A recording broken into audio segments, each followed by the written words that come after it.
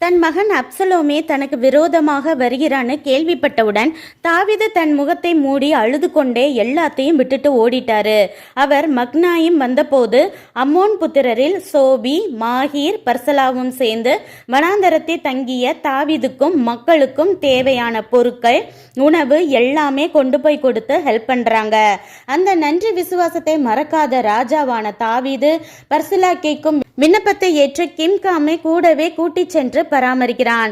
என்ன பெருசா செஞ்சுட்டேன்னு சாதாரண ஆட்களை கேட்கும் போது ஒரு ராஜா நன்றி மறக்காமல் இருப்பது எவ்வளோ பெரிய விஷயம். நாம் கஷ்டப்படும் போது கூட இருப்பவர்களே உண்மையான உறவுகள் என புரிந்து வைத்திருப்பதே தாவீது ராஜாவின் நன்றி உணர்வின் சீக்ரெட்.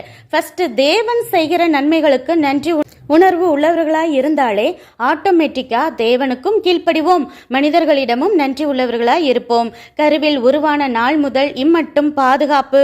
நாம் வாழ்நாள் முழுதும் சாப்பிட்ற சாப்பாட்டின் எடையை கணக்கெடுத்து பார்த்தால் 33 டன், அதாவது 6 to 7 யானைகளின் எடைக்கு சமமாய் இருக்குமாம்.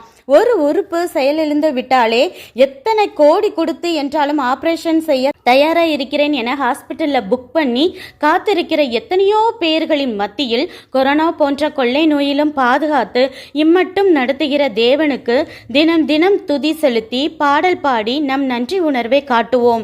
நமக்கு உதவும் மனிதர்களுக்கு திரும்ப ஹெல்ப் பண்ணலைனாலும் பரவாயில்லை, அவர்கள் மனம் வருந்தி கண்ணீர் வடிக்காமல் பார்த்து கொள்ளுவோம்.